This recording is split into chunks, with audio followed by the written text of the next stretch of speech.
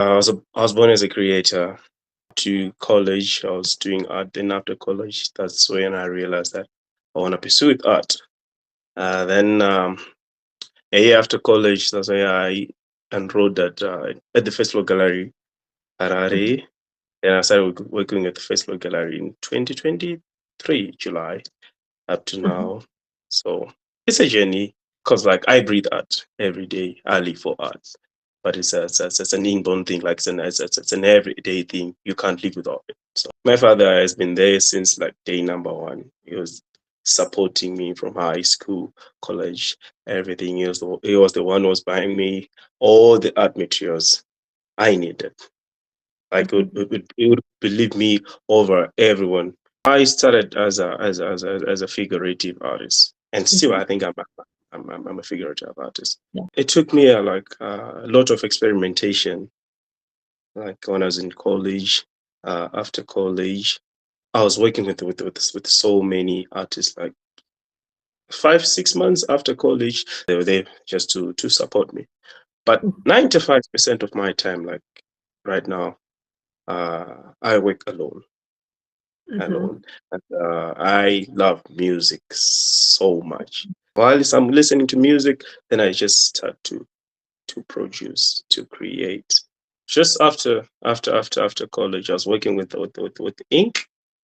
ink and some type of oil paint. But so Mhm. when I started to work with oil paints, I started experimenting like how to layer these paints, how to lay oil paint, because oil paint it's far much different from all these paints like acrylic inks and everything.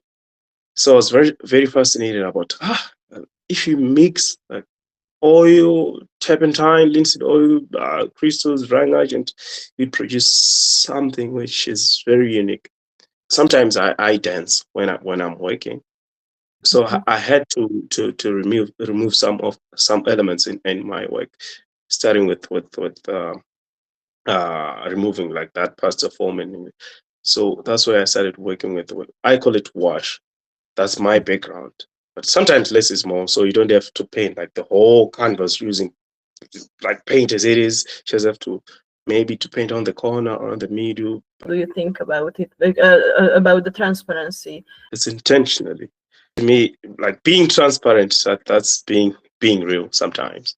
So it's easy for me to tell my stories while I'm working with something which is that transparent effect. It would let me to layer something on top, maybe go for 4 5 6 layers, telling different stories, but gathering everything to be just one thing, and that helped me to work with negative, positive spaces, and the way I work with my figures. Uh, it is very 100% connected with my background, like that fragility aspect or kind of vibe. Like we humans were so very fragile. So you can express your identity or your fragility through your painting, or you want to express the fragility of the humankind, or both. Mhm. I'll just say both, because like that aspect of identity, fragility, that's where it bumps back. Like I have mentioned that we're so vulnerable, like in our communities, like artists, we're stereotypes as here in Zimbabwe, we are very like divided. We go to college, like we are being put in a box whereby like you go those through those channels. Then after university, you go and find a work, find a job, and blah blah blah. But now it's now the right time to break that away. And I think we need to educate our parents about like Mhm. artists. It's something that you can make a living out of it. But to me, art is it's not about you need to put something on the table. Nah, uh, as therapy and itself. it's life. It's Yeah. the air we, so they don't really understand. That's why artists here, they suffer anxiety. I think Mhm. art heals, art inspires, art it does a lot of things. It gives you something, because like my art, for example, I would say it covers a lot of things like memory, culture, spirituality. So that spirituality aspect itself, it says a lot. My work covers uh, societal challenges. They are not really directed to me, but they are directed to the society. 2 years ago, I had been using public transport a lot, like boarding buses, omnibuses, just to hear those stories, like what's happening in the families. So that's where I get my, I would not say inspiration, but some of my stories. Yeah, and like my process involves playing with the elements that closely, you know, represents human ecology. Um, I paint nudity, semi-nudity, yeah, but yeah, and some they say my youthful perspective brings a fresh Mhm. uh, energy to my art. Maybe so many traditions and cultures have been treating this like our bodies and its sexuality as a taboo. Yeah, but I'm here to challenge myself, like telling those stories. The reason why I really targeted like these kind of stories in my community, where there is a higher number of early child marriages.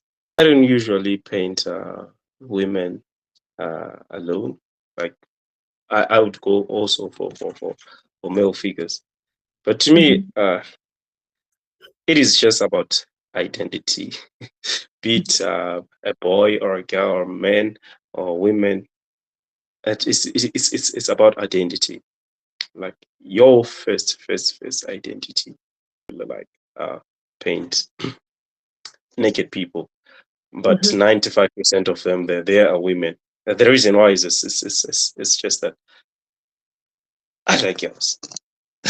And let's also talk about the windows of your paintings, because I really love that.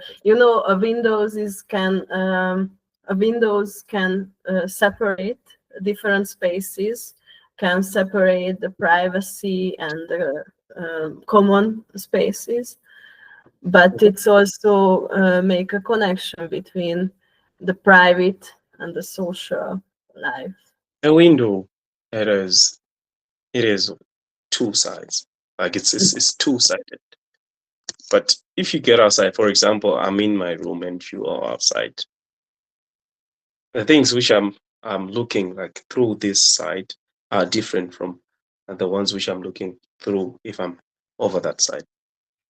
So the reason why I started getting so much deeper into windows, because windows and mirrors, they carry a lot, and I would say it's a bit spiritual and poetic.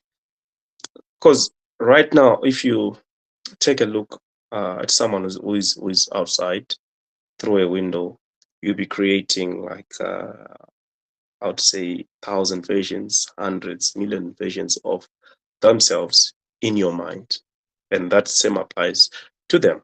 When I'm in a bus or look through a window, seeing like the crowd everywhere, like that gives me, I would say, hope, because everyone would be doing uh, minding on their businesses.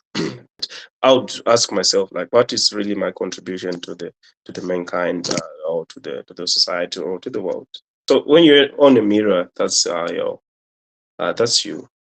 That's the second you, because I believe Mhm. that there is you, your body, and there's the spiritual body, and there's your soul.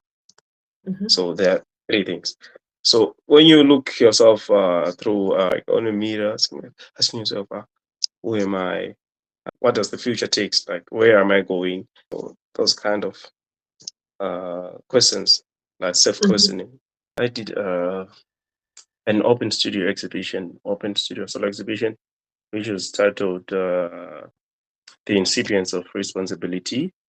And the next show, which was my first solo exhibition, "Drowning My Senses," like it was just a continuation of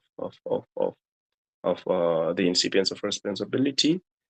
And Mhm. after drowning in my senses, that's where kusvika pari zvino until now comes in. So that tide of drowning in my senses, it was supposed to be like drowning in the routine of my existence. The beginning of responsibility, like trying to bring food on the table for your parents or trying to pay back. Like it's a culture here in Zimbabwe. If you do that to someone else, like it's not good because you be giving someone else a pressure. So that's why that aspect of drowning in my senses, like that pressure bounce back into your mind. So what's your next move? What are you really doing with your life? And to me, I think it's just one story. Wanted to ask you about the traditional black figurativity. I never paint black figures. Like Mhm. I do this like intentionally. For me, I just want my art to like to target a wider audience, not only just the black people. So that's why I usually paint my figures with any color I want. I portray a lot of emotionism in my. If you take a look and maybe 90% of my paintings, I paint people who are closing eyes, and sometimes we see our when our eyes close. That's when we see